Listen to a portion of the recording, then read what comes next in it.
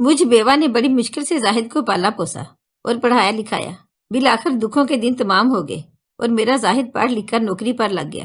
میں بہت خوش تھی کہ میرے محنتی بچے کی محنت رنگ لے آئی، ورنہ آج کے زمانے میں اگر سفارش نہ ہو تو اچھوں کو ملازمت نہیں ملتی۔ بیچارے لائق لڑکے ہاتھ میں ڈگریاں لیے دفتر مارے پھرتے ہیں۔ بیوگی کے بعد بے شک قسمت نے مجھ پر مشقت اور صبر آزمات دن دکھائے تھے، لیکن یہ دن نہیں دیکھنا پڑا کہ میرا زاہد تلاش روزگار میں سرگرداں دھکے کھاتا پھرتا۔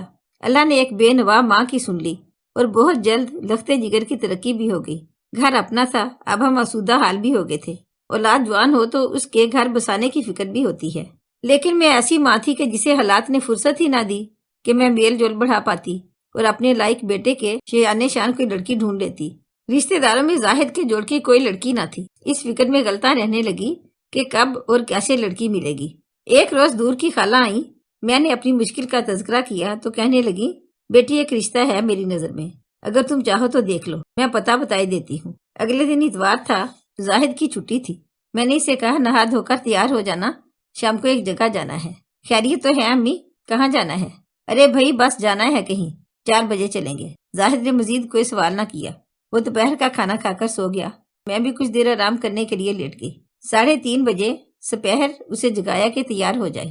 وہ جب نہا دھو کر نکلا تو میں تیار ہو چکی تھی۔ میں نے کبرا، عامر اور شنوں سے کہا کہ تم لوگ دروازہ اندر سے بند کر رکھنا، ہم 3-4 گھنٹے میں آ جائیں گے۔ جو ہی ہم سواری کی تلاش میں گھر سے نکلے، اچانک ہماری آنکھوں کے سامنے سڑک پر ایک حادثہ رونما ہو گیا۔ ہم سڑک کنارے ٹیکسی کے انتظار میں کھڑے تھے کہ ایک بڑے میاں 18 برس کی لڑکی کو اپنی بوسیدہ سی موٹر بائیک پر بٹھائی ہمارے سامنے سے گزرے۔ ابھی وہ چند ہی فرلانگ گئے ہوں گے کہ پیچھے سے ایک اور موٹر بائیک جو اچھی حالت میں تھی آتی دکھائی دی۔ اس پر 2 فیشنیبل لڑکے سوار تھے۔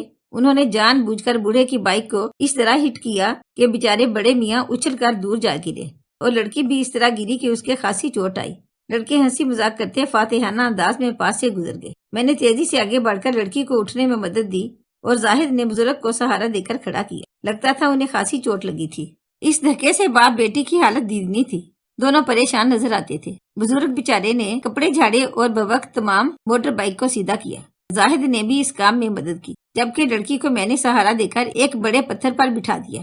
وہ منہ ہاتھوں میں چھپا کر رونے لگی۔ مجھے ان دونوں پر بڑا ترس آیا۔ سوچ رہی تھی کہ انہیں اپنے گھر لے جا کر پانی وغیرہ پلاؤں اور دیکھوں کہ لڑکی کے زیادہ چوٹ تو نہیں آئی۔ وہ مسلسل روئے جا رہی تھی۔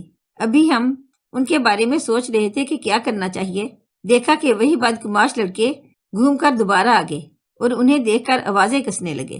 اس پر زاہد کا چہرہ غصے سے سرخ ہو گیا۔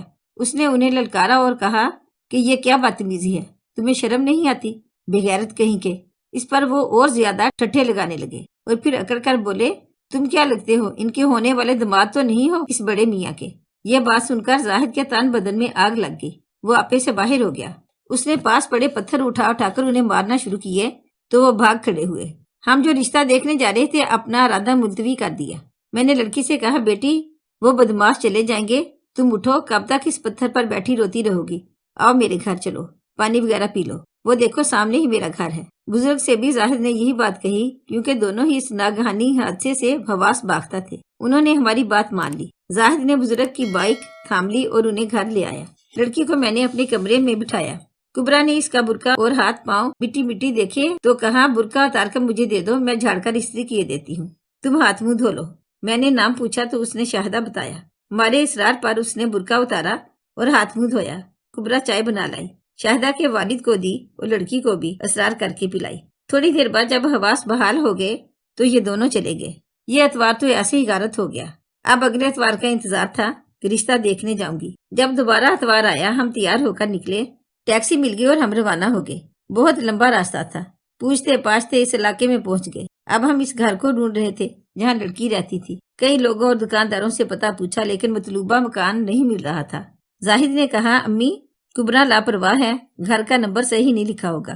ابھی وہ یہ بات کر ہی رہا تھا کہ سامنے ایک مکان کا نمبر دکھائی دیا۔ میں نے کہا، زاہد دیکھو کہیں یہ مکان تو نہیں ہے۔ اس نے کاغذ ہاتھ میں لیا ہی تھا کہ کسی نے پیچھے سے اس کا بازو پکڑ لیا۔ زاہد نے مڑ کر دیکھا تو اس دن والے بابا جی تھے۔ وہ خوشی بھرے لہجے میں گویا ہوئے، بیٹا آپ یہاں کہاں؟ ہم کسی کے گھر کا پتہ تلاش کر رہے تھے۔ میں نے کہا، پتہ بھی مل جائے گا بہن جی، وہ سامنے میرا غریب خانہ ہے، اب قسمت سے میرے گھر تک آگے ہیں۔ تو اب چائے پی کر جائیے، آؤ بیٹے۔ انہوں نے زاہد کا بازو تھام لیا۔ ہم دونوں ایک دوسرے کا منہ تکنے لگے۔ میں نے کہا بھائی صاحب پھر کبھی صحیح، آج دیر ہو رہی ہے، آپ نے گھر دکھا دیا ہے، اب جب دوبارہ یہاں آنا ہوگا ضرور آپ کے گھر آئیں گے۔ لیکن وہ بزرگ نہ مانے، بہت اصرار کرنے لگے۔ ان کے محبت بھرے اصرار کو دیکھ کر میں نے زاہد سے کہا چلو 2 منٹ ان کی طرف ہو لیتے ہیں، بہت اصرار کر رہے ہیں، بری بات ہے۔ وہ مجبور ہو کر ان کے ہمراہ ہو لیا اور ہم مطلوبہ مکان کی بجائے ان کے گھر چلے گئے۔ بڑے میاں خوشی سے نہال ہو رہے تھے، بیوی کو آوازیں دینے لگے، بھئی شاہدہ کی اماں کدھر ہو، ادھر آؤ، دیکھو کون آیا ہے۔ وہ ہماری آؤ بھگت کیے نہ تھکتے تھے۔ بیٹھک کی دیواروں سے چونا اکھڑا ہوا تھا، اس بوسیدہ گھر کو سفیدی کیے لگتا تھا کئی برس گزر چکے تھے۔ گھر چھوٹا سا مگر صاف ستھرا تھا۔ مجھے بغور گھر کا جائزہ لیتے دیکھ کر بولے، اللہ کا لاکھ لاکھ شکر ہے کہ یہ میرا ذاتی گھر ہے، جب ریٹائرمنٹ کے بعد پیسہ ملا تو بنوا لیا تھا، پلاٹ سستے داموں خرید کر ڈال دیا تھا، تب یہاں آبادی نہیں تھی، اب تو ہر طرف آبادی ہی آبادی ہے۔ ایسا کہتے ہوئے انہوں نے بھرپور اطمینان کا سانس لیا، جیسے ان کے پاس یہ چھوٹا مکان نہیں کوئی بنگلہ ہو۔ فرنیچر بے رونق تھا، جس پر پالش برائے نام رہ گئی تھی، بہت پرانے وقتوں کا لگ رہا تھا۔ 2 کرسیاں، 1 صوفہ اور 2 میزیں، پردے بھی بوسیدہ اور بے رنگ تھے، لیکن بڑے میاں کا چہرہ بڑا پرسکون اور حشاش بشاش تھا، جیسے کہہ رہی ہوں کہ اللہ کا دیا سب کچھ ہے میرے پاس، کسی شے کی کمی نہیں۔ ان کے پرسکون چہرے کو دیکھ کر میں نے سوچا کہ غربت کا دور تو میں نے بھی دیکھا ہے، لیکن اس شخص کی کیا بات ہے، ہمارے رات دن پریشانی میں کٹتے تھے، اور یہ ہے کہ ذرا سا بھی اپنی کمائیگی کا احساس نہیں ہے۔ 5 مرلے کا گھر تھا اور 8 ان کے بچے تھے۔ بڑے بیٹے کی شادی ہو چکی تھی، ایک کمرہ بہو اور بیٹے کے پاس تھا، جن کے 3 بچے تھے۔ مکان کے کونے پر دکان بنا لی تھی، بیٹا کریانے کی دکان چلاتا تھا، ایک بیٹی بیادی تھی، وہ اپنے گھر میں رہتی تھی۔ اس کے بعد شہادہ تھی، میٹرک کر چکی تھی اور کوئی ڈپلومہ کر رہی تھی، تاکہ نوکری کے قابل ہو جائے تو ماں باپ کا مالی طور پر ہاتھ بٹا سکے۔ شہادہ کی ماں کے باقی بچے زیر تعلیم تھے۔ ان کی بیوی آئیں، میاں جی نے بتایا کہ یہی وہ لوگ ہیں جن کا میں نے تم سے ذکر کیا تھا، یہ بہت اعلیٰ اخلاق کے لوگ ہیں۔ اس روز ہماری دستگیری کی، دلاسا دیا، گھر لے گئے، بڑی تواضع کی۔ وہ صاحب بیگم کے سامنے ہمیں بہت عظیم ثابت کرنے کی کوشش کر رہے تھے۔ خود دبلے پتلے مگر بیگم صاحبہ کافی فربہ اندام تھی، سیدھی سادی خاتون لگ رہی تھی۔ اتنے میں شاہدہ چائے کی ٹرے لے آئے، چائے کی ٹرے لیے آ گئی۔ بڑے میاں خود غریب لیکن دل کے غنی، ہمارے لیے کافی چیزیں منگوا لی تھی، سموسے، پکوڑے، بسکٹ، دہی بڑے، شامی کباب، چائے، غرض جو ان کی سمجھ میں آیا بیٹے کو آرڈر دے آئے تھے۔ ہم ان کی اس مہمان نوازی پر حیران رہ گئے، کئی بار کہا کہ اب جانے دیجئے، کافی دیر ہو گئی ہے، ہمیں یہیں کہیں جانا تھا، گھر نہیں مل رہا تھا۔ بڑی دیر سے بھٹک رہے تھے کہ آپ سے سامنا ہو گیا، کہنے لگے سامنا ہو گیا، بہت اچھا ہوا، یہ میری دعا کا نتیجہ ہے کہ آپ یہاں آئے، ورنہ آپ سے دوبارہ ملنے کی جو میری تمنا تھی وہ شاید حسرت رہ جاتی۔ غرض 2 منٹ کے لیے ہم آئے لیکن 2 گھنٹے بیٹھے، وقت گزرنے کا پتہ ہی نہیں چلا۔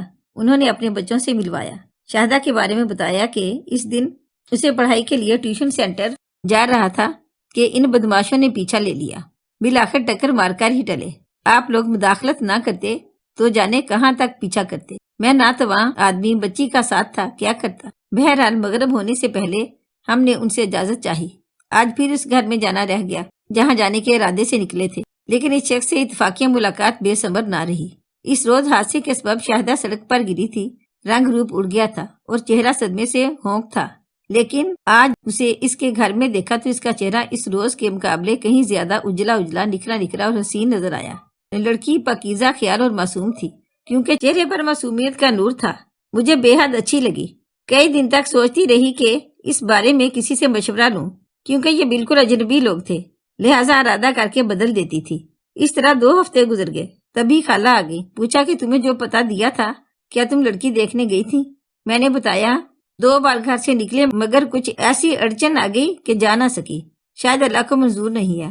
خالہ نے کہا ارے بھائی کیوں وہمی ہو رہی ہو، چلو آج میرے ساتھ، میں تمہیں خود لیے چلتی ہوں۔ وہ اپنے بیٹے کے ہمراہ گاڑی میں آئی تھی، زبردستی مجھے تیار کر کے لے گئیں۔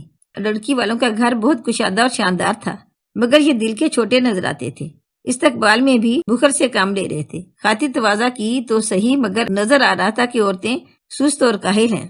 لڑکی دیکھی، ننگے سر، سلام نہ دعا، آ کر بیٹھ گئی اور پاگلوں کی طرح بے سر پیر کی باتیں کرتی رہی۔ صورت شکل بھی واجبی تھی، اگر سلیقہ جھلکتا تو بھی صورت کو اہمیت نہ دیتی، مگر گھر میں سلیقہ نظر آیا اور نہ گھر والوں میں رکھ رکھاؤ۔ بچے ادھم بچاتے ادھر سے ادھر بھاگ رہے تھے اور صحن میں اتنا شور مچا رہے تھے کہ سر چکرانے لگا۔ کیا یہی گھرانہ ملا ہے تمہیں میرے بیٹے کے واسطے؟ میں نے خالہ کے کان میں آستگی سے کہا۔ چلو اٹھو، یہ لوگ میرے جی کو نہیں بھائے۔ خالہ بیچاری قدرے حیران دکھائی دے رہی تھی۔ وہاں سے ہم نکلے تو دفتن مجھے بابا جی کا مکان سامنے دکھائی دیا۔ وہ اپنے مکان کے سامنے کھڑے تھے۔ میں نے خالہ سے کہا ذرا ان کے گھر بھی چلو، سامنے والے مکان میں، یہاں میں نے لڑکی دیکھی تھی، تمہیں دکھاتی چلوں، تم سے مشورہ لینا ہے۔ خالہ کو لے کر میں شاہدہ کے گھر میں گھس گئی۔ اس کے والد کا نام انور تھا اور ان کی بیوی مریم جو مجھے دیکھتے ہی کھل گئی، خوشی سے نہال ہو گئی، پھر خاطر تواضع کے لیے بھاگ دوڑ ہونے لگی۔ انور بھی گھر میں آ گئے۔ میرے خالہ زاد کو بیٹھک میں بٹھا دیا۔ ان کی بیوی ہمیں اپنے کمرے میں لے آئیں۔ اس بار پہلے سے زیادہ اپنائیت سے ملی کہ جی خوش ہو گیا۔